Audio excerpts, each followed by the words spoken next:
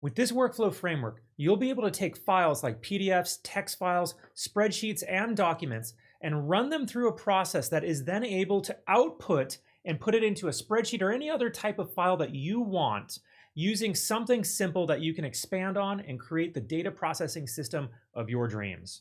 All right, now before we begin, I do have to say that I've been asked for a long time now if I can make something that'll do data entry. And the whole time I've been like, yeah, I can, but to be able to make something that does data entry, it's kind of really specific to the type of business that needs this type of tool. So I tried to make a framework here that is customizable, that you'll be able to implement into your business depending on what your needs are. And I'll show you and give you some tips and tricks to be able to expand upon it so you can use it in whatever way you need. So let me just kind of show you what we did. We did a test run here. I had just a Google Doc, some quick purchase order, nothing too fancy because, again, this is customizable and you're going to really have to dig in to be able to make it work for your business. But, I have a name, the purchase, the price of the thing, and then a description. So here we got a gallon of pure energy for $3.50. And then we have the description. The customer really wanted a lot of energy, so we gave it to him. All right, and then we run it through this process, and then we just put it out into a spreadsheet. And to be perfectly honest, I didn't put too much effort into it because every business is different. I'm not quite sure what you're going to need, so I just kind of made it open-ended. But all we did was we just had like 4 items, and then we have it map. I put 4 items in, I got 4 items out. So here we had it map into a spreadsheet, item 1 through 4, and so that's how it works. So let me go ahead and go through it with you. I'll talk about how it actually works, and then I'm going to give you some ideas on what you might be able to do to implement it into your company. So what I have is, I'll start over here. Over here, we got a Google Drive trigger. And so I just have this set up. I got my Google Drive credentials. So if you don't have Google Drive set up in n8n yet, I'll have a link in the description below on how to set that up.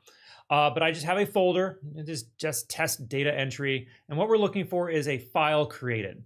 So what I have is over here. I took my file, I put it into the folder, and by it being in the folder, that's enough for it to trigger this trigger here, and it'll run through this process. We then have an edit fields node where I take the link from that Google Drive, and then we just call it file link. And we do that in order to pass it through this switch here. And the switch, we have 3 paths. The first path is looking for Google Sheets documents. The second path is looking for Google Docs documents. And then the third path is looking for basically anything else that you put into a Google Drive folder. Now, I will say this, the one thing that this does not process is Word documents. Word documents are super complicated. They're not as straightforward as you think they are. Yeah, it can take text files, it can take PDFs, Excel files, it can take images, but Word docs require this whole extra thing that I just didn't want to have to deal with. So unfortunately, this isn't able to do Word docs, but it can do Google Docs. So if you put a Word document in, just then go ahead and save it as a Google Doc, put it in the folder, you're good to go. So we got 3 branches. The first branch handles Google Sheets. So what we do is we download it using a Google Drive node. We just set up your Google Drive credentials, resources file, operation is download. Our file that we're using is by URL, and we're just pulling it from the edit fields node, so just json.file link. And then we're going to output it in a field called data, and then we're going to convert Google Doc or Google Files into other types of files by having a separate option.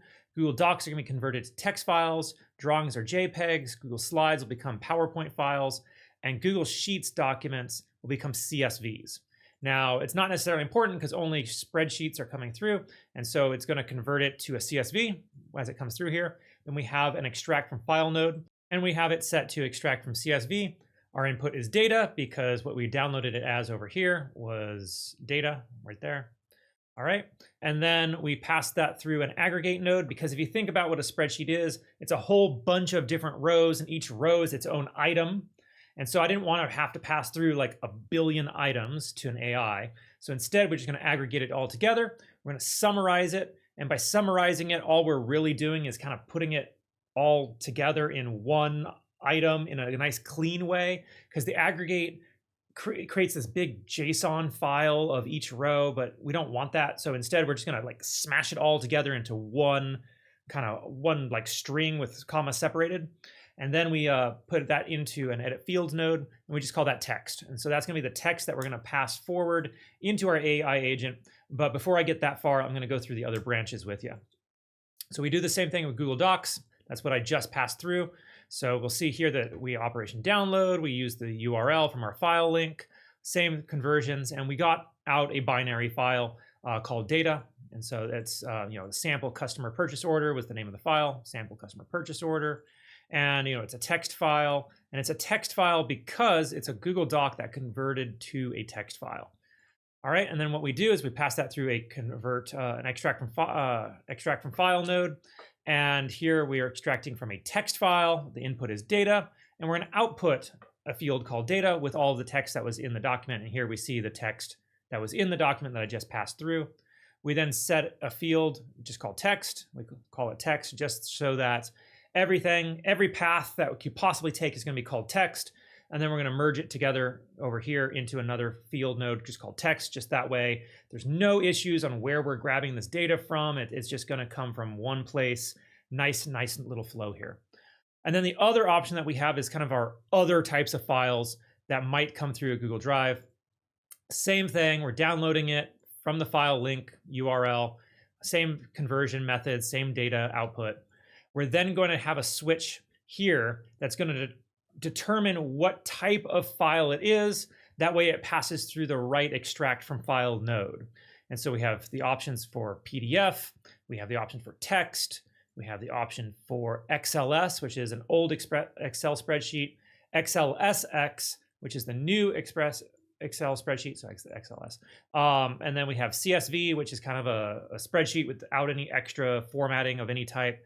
We have JPEGs, we have PNGs, and then we have a separate type of, we have two JPEGs, 1, 2, so JPG, and then JPEG, and then we have PNGs. All right, and so what it's going to do is it's going to pull out, and that's interesting. Let's set that to expression. That's weird.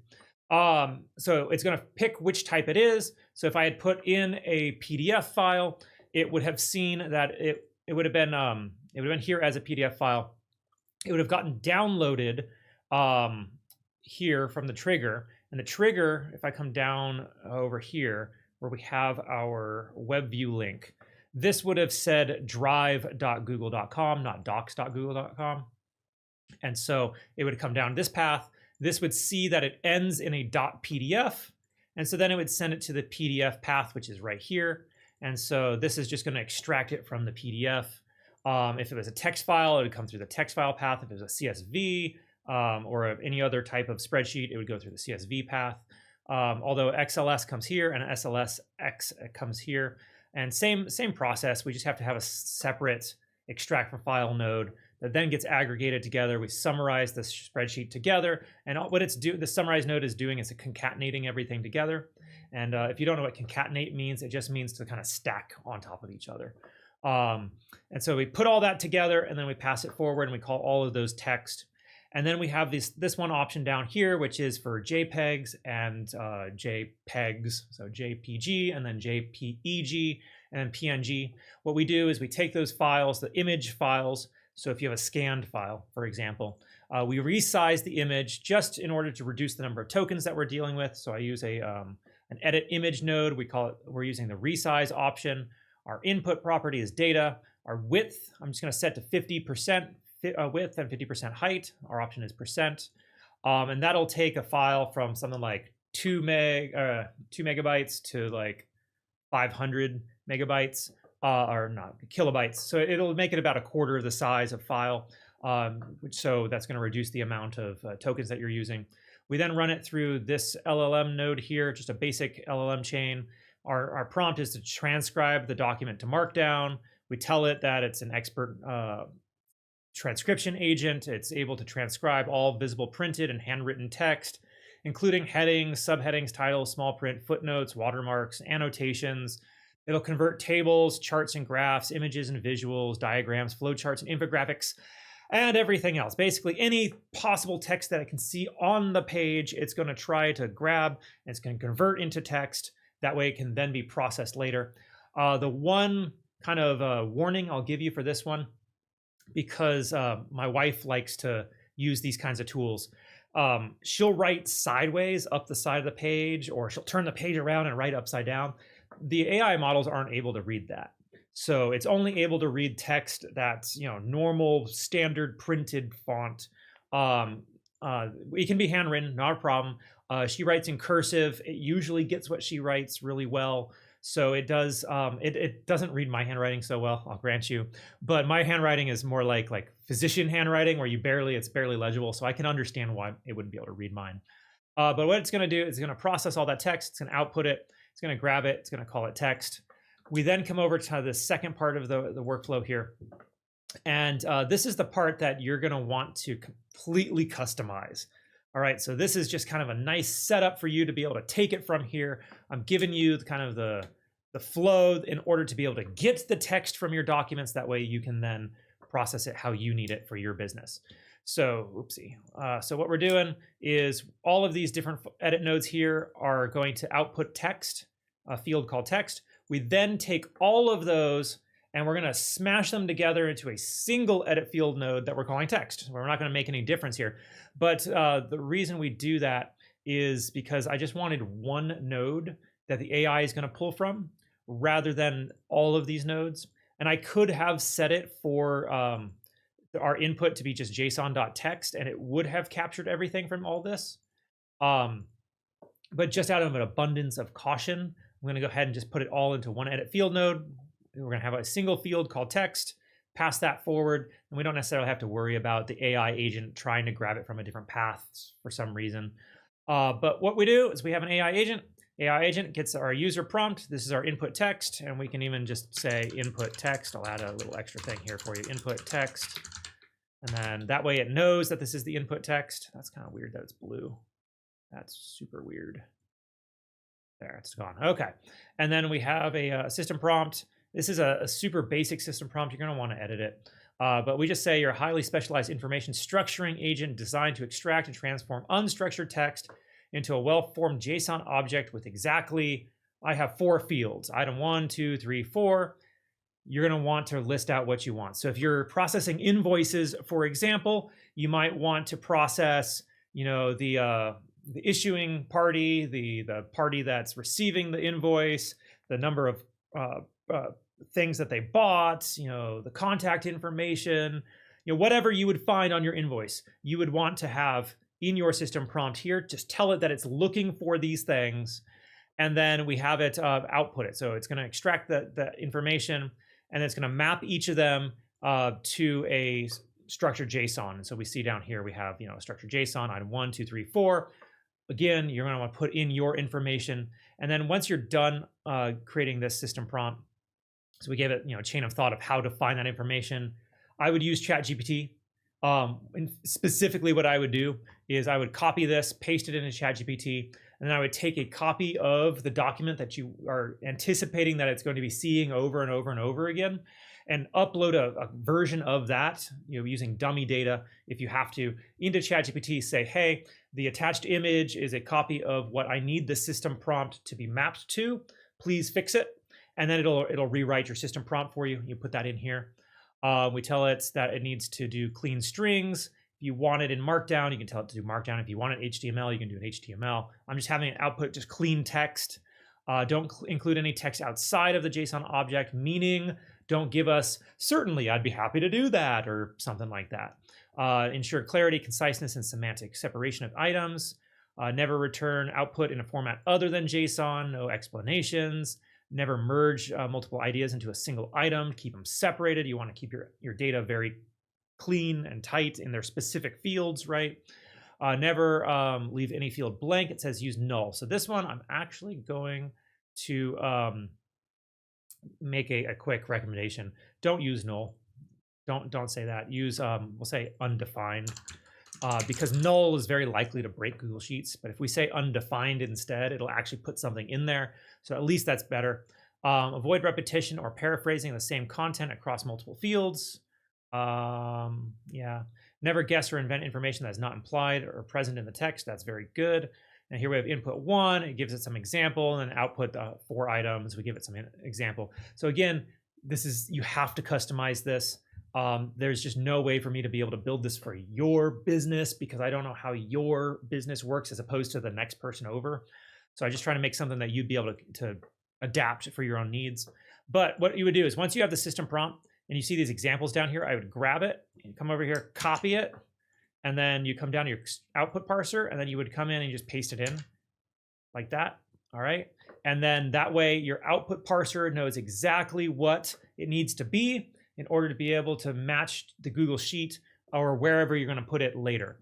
So here I just have the information being put into a Google Sheet. I'm appending a row. So you could do the same thing if you have all of your data sorted into some sort of spreadsheet document. And all I'm doing is appending a row, meaning I'm attaching a new row to the bottom. I've picked my document and my sheet. I'm mapping each item to that. So here I have a sheet with columns 1, 2, 3, 4. Obviously your columns are going to be different. So just match up the items coming out of the AI agent. So what you do is you just drag it over and you place it in. So if I come over here and like delete this one. So if I wanted, I see my column, I need to know, like put the name in here. I come over here to schema, I grab item 1, I just drag it over, place it in there, and then it's structured exactly how I need it to be. I don't have to worry about typing out any code or anything like that. You can just drag and drop.